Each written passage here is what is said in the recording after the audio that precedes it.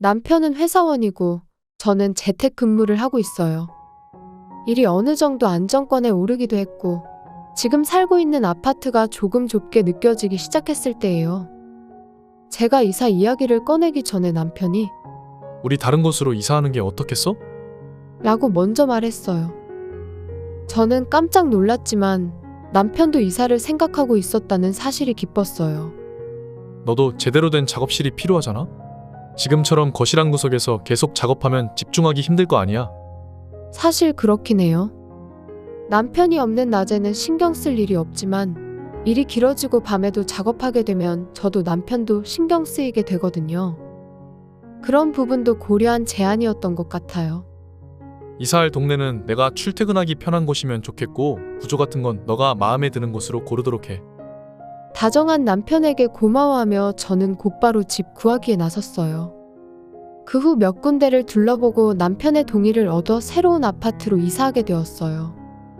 하지만 이 아파트로 이사를 하면서 남편과의 사이에 균열이 생기기 시작했어요. 이사해서 짐도 다 풀고 저 혼자만의 작업실도 생겨서 아주 만족스러운 이사였어요. 제 방에는 업무에 필요한 책도 깔끔하게 정리할 수 있고 업무 환경이 잘 갖추어져 있어서 일 속도도 빨라진 듯 했어요. 모든 것이 순조롭게 잘 풀리고 있다고 생각하던 어느 날입니다. 업무 틈틈이 식재료를 사러 나갔다가 돌아오는 길에 이삿짐 센터 트럭이 아파트 앞에 서 있는 걸 봤어요. 또 누군가 새로 이사 오나 보다 하고 생각하며 집으로 돌아갔어요. 그날 밤 인터폰이 울려서 확인해보니 시어머니가 계셨어요. 어머님, 이 시간에 어쩐 일이세요? 남편이 아직 퇴근하지 않아 제가 맞이하자 시어머니는 활짝 웃으며 오늘부터 이 아파트에 살기로 했어. 내 집은 2층의 동쪽 코너에 있는 집이야. 그래서 이사 왔다고 알려주러 온 거야. 라고 웃으며 말씀하셨어요. 어머님 그러면 전에 사시던 집은 어떻게 하셨어요? 아, 그 집은 팔았어. 그 판 돈으로 이곳으로 이사 온 거니까. 사실 시댁에는 시어머니 혼자 살고 있었어요. 시아버지가 자산이 꽤 있었기 때문에 집이 컸던 것 같아요. 근데 굳이 팔아서까지 이곳으로 이사 온 이유가 궁금했어요. 시어머니에게 그 이유를 물었더니 그 집은 나한테는 너무 큰 집이었어. 그래서 아들한테 말했더니 너희 이사하는 집 근처로 이사 오라고 하더라고. 어차피 이사 갈 거면 같은 아파트에 사는 것도 괜찮을 것 같아서 왔지. 아무리 근처로 이사 오라고 해도 굳이 같은 아파트에 같은 층으로 이사 올 필요가 있었을까? 시어머니는 시아버지가 돌아가신 이후라고는 하지만 남편에게 의존적인 부분이 있는 것 같아요. 앞으로의 생활에 지장이 있을 것 같다는 것은 쉽게 예상할 수 있었어요. 그 후 시어머니는 짐 정리하느라 바빴는지 일주일 정도는 우리 집에 오지 않았어요. 이대로 우리 생활에 끼어들지 않았으면 좋겠다는 것이 제 소원이었어요. 하지만 제 소원은 곧 흔적도 없이 산산조각이 났어요. 시도 때도 없이 매일같이 우리 집에 찾아오기 시작한 거예요. 게다가 남편이 늦게 퇴근하지 않는 날에는 꼭 우리 집에서 저녁을 먹고 가는 거예요. 그리고 시어머니가 낮에 집에 오시면서 낮에 일할 수 있는 시간은 점점 줄어들었어요. 시어머니는 요즘 재택근무가 보편화되어 있는데도 제가 하루 종일 컴퓨터 앞에 앉아서 그림만 그리고 있다고 생각하시는 것 같아요. 저도 시어머니에게 제가 작업실에서 작업하고 있을 때는 말을 걸지 말아달라고 부탁을 드렸어요. 그런데도 방문을 쾅쾅 두드리며 며느라, 방 안에서 놀지 말고 청소 좀 해라. 이렇게 지저분하게 집을 해두면 아들이 집에 왔을 때 불쌍하잖아. 라고 소리치는 거예요. 이 소리는 제가 방을 나갈 때까지 계속돼요. 결국 일을 중단하고 청소를 해야만 하는 상황이 벌어지죠. 한 가지 알려드릴 건 거실에 로봇 청소기가 있어서 자동으로 청소를 해준다는 거예요. 시어머니에게 로봇 청소기에 대해 이야기해도 청소는 사람이 해야지. 이런 기계가 뭘 할 수 있겠어? 라는 부정적인 말만 들었어요. 남편에게 시어머니의 방문 횟수를 줄였으면 좋겠다고 여러 번 이야기했어요. 제가 이야기를 하면 대답은 잘해줘요. 하지만 시어머니의 방문 빈도는 전혀 줄어들지 않았어요. 이런 일로 인해 제 스트레스는 계속 쌓여만 갔어요. 그래서 저는 이런 문제를 잘 아는 사람에게 하소연했어요. 아가씨, 제 얘기 좀 들어주세요. 새언니, 무슨 일 있어요? 대답해 준 건 신우예요. 저와 동갑내기인 아가씨는 이미 몇 년 전에 결혼해서 2살짜리 딸이 있어요. 동갑내기라 그런지 제가 많이 의지가 돼요. 우리가 이사한 아파트에 어머님도 이사 오셔서 매일같이 우리 집에 와요. 게다가 집안일도 간섭하시고 내 일도 방해하시고 신경이 이만저만 쓰이는 게 아니에요. 엄마는 불편하게 왜 그런데요? 어머님은 예전부터 오빠를 좋아해서 그런 것 같아요. 하지만 결혼한 뒤에도 집착하는 건 지나친 것 같지 않아요? 알겠어요. 저도 엄마에게 한번 말해볼게요. 얼마나 효과가 있을지는 모르겠지만, 그리고 만약 일이 잘 안 풀린다면 우리 집에 와서 해도 괜찮아요. 낮에는 어린이집 보내고 조용하니까요. 이런 제안까지 해준 아가씨에게 고마웠어요.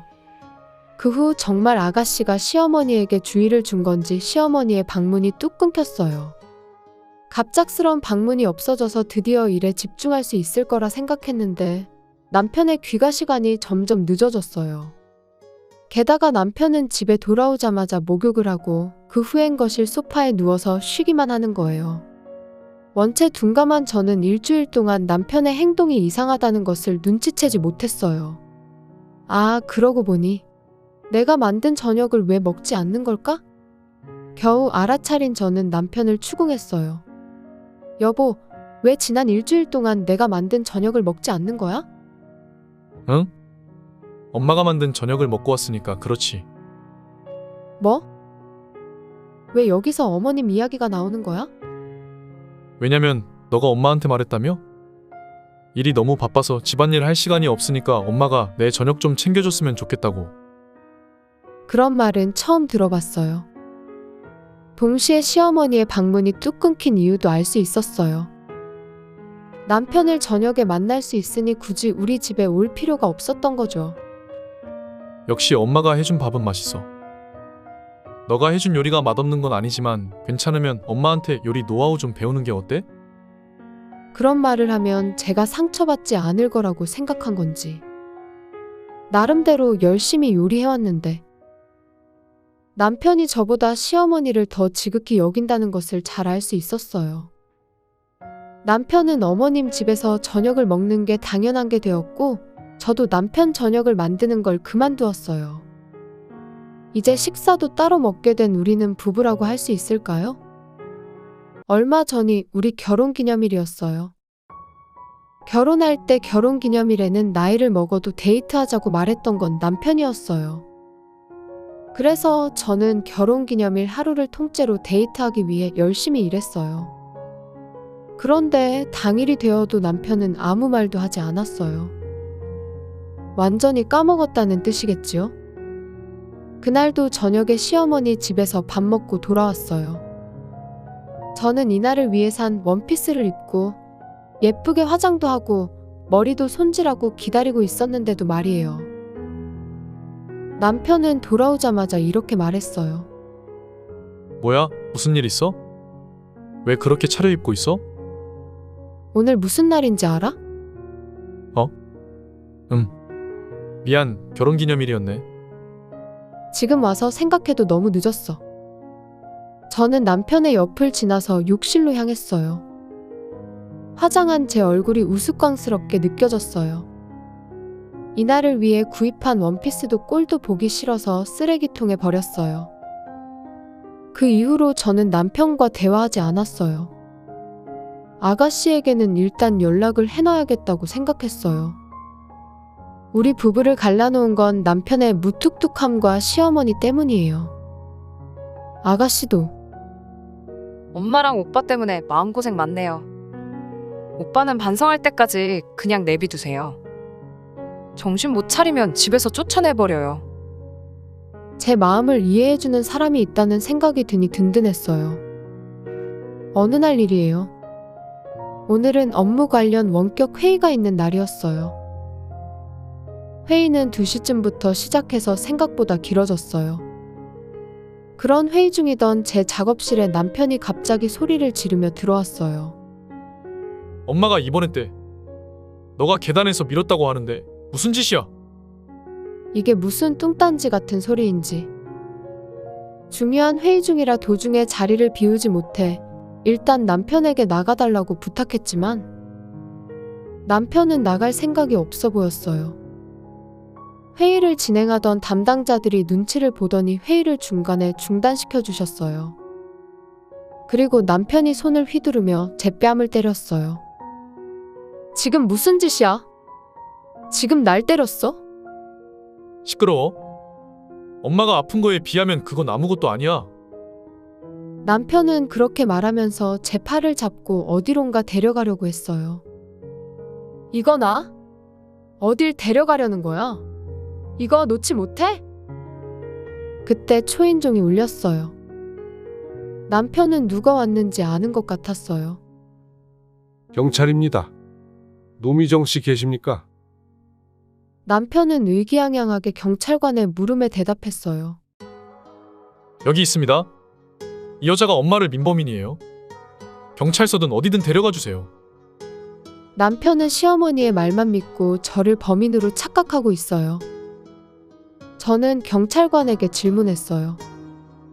어머님이 계단에서 떨어진 시간이 몇 시예요? 그 시간이라면 저는 원격 회의 중이었어요. 담당자한테 확인하면 금방 알 수 있어요. 그런 건 얼마든지 속일 수 있잖아. 잠깐 화장실 간다고 자리를 비운다든지 택배가 왔다든지 전혀 자리를 비우지 않았다고 말할 수 있어. 저는 남편 말을 무시하고 경찰관에게 질문을 이어갔어요. 어머님이 아파트 계단에서 굴렀다는 거죠? CCTV는 촬영된 게 없나요? 계단에도 CCTV가 있었던 걸로 기억하는데요. CCTV 확인했어요. 그런데 이상하게 녹화 영상에는 다치신 분밖에 안 나와요. 듣기로는 노미정 씨가 밀었다고 했는데 실제로는 혼자서 계단을 구르는 영상만 남아 있어요. CCTV 사각지대가 있는 게 아니에요. 그렇지 않으면 엄마가 거짓말을 하고 있다는 건가요? 저희는 CCTV에 녹화된 걸 믿을 수밖에 없어요. 그래서 거짓말을 하고 있는 걸로 판단됩니다. 그러면서 경찰관은 다시 돌아갔어요. 역시 제가 밀은 게 아니라는 증거가 확실하다는 거겠죠. 정말로 뒤에서 민 게 아니야? 정말 안 그랬어. 내가 어머님한테 그런 짓 해서 득이 될 게 뭐가 있겠어? 평소에 감정 쌓인 게 많을 거 아니야? 마음에 쌓인 게 있긴 해도 그렇다고 사람을 밀쳐서 다치게 하는 거랑은 다른 거잖아. 그럼 엄마는 왜 혼자서 계단에서 구른 거야? 그걸 내가 어떻게 알아? 더 이상 일하는 거 방해하지 마. 그러면 나랑 같이 엄마가 입원해 있는 병원으로 가보자. 지금 상황에 가고 싶겠어? 지금 회의도 다 안 끝나서 바빠? 그렇게 말하고 저는 방문을 닫고 잠가버렸어요. 한동안 남편은 문 앞에서 소리를 질렀지만 제가 나오지 않자 포기하고 혼자서 병원으로 향하는 것 같았어요. 조용해진 것을 보고 저도 어디론가 향했어요. 몇 시간 후 남편이 돌아왔어요. 어떻게 이 집에 돌아와야 하나 싶었는데 할 말이 있어서 다시 왔어요. 어딘지 모르게 서운한 표정을 짓고 있는 남편에게 저는 무언가를 들이댔어요. 남편은 깜짝 놀란 표정을 지었어요. 이거 내 건 이미 서명했으니까 빨리 서명해 줄래? 잠깐만, 이걸 지금 내민다고? 남편이 말한 건 바로 이혼 신고서였어요. 더 이상 당신과 함께 살기 싫어. 내가 둘 사이에서 빠져줄 테니까 어머님이랑 잘 살아봐. 이번 일은 내가 잘못했어. 진심으로 사과할 테니 용서해 줄래? 뭐? 정말 나한테 잘못한 걸 알긴 하는 거야? 날 때린 거, 무슨 수를 써서라도 범인으로 만들려고 한 거 모두 다 잘못한 거 인정해? 그것들은 요즘 우리가 남보다 못한 사이라고 못 느껴? 밥도 전부 어머님이 챙겨주시는 거 먹잖아. 내가 해준 요리는 먹고 싶지 않은 거겠지. 그리고 까먹을 게 따로 있지. 어떻게 결혼기념일을 잊어버려? 그래서 지금 미안하다고 하잖아. 내가 어떻게 하면 용서해 줄 수 있겠어? 용서하고 안 하고는 이제 중요하지 않아. 나는 이제 그냥 혼자 지내고 싶어. 남편이 무슨 말을 하든 제 이혼 결심은 확고했어요. 남편은 이제야 제가 다시 시작할 생각이 없다는 걸 알아차린 것 같았어요. 이렇게 해서 우리는 이혼하게 되었어요. 그 후에 이혼하면서 저는 남편을 집에서 쫓아냈어요.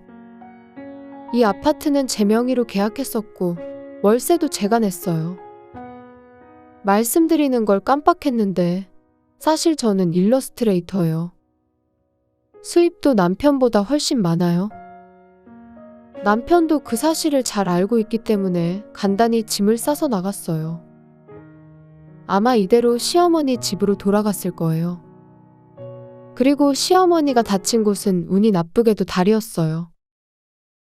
재활치료에 따라 달라지겠지만 휠체어나 간병이 필요하게 될 것 같다고 했다네요. 혼자 넘어져서 저에게 누명을 씌우려 했던 시어머니는 자업자득으로 건강을 잃게 된 거죠. 분명 남편은 간병을 위해 직장을 그만둬야 할 거예요. 앞으로 둘이서 사이좋게 의지하며 살면 되겠네요. 한편 저는 그 아파트를 나와 조용한 시골로 이사 갔어요. 일은 인터넷만 되면 어디든 상관이 없거든요.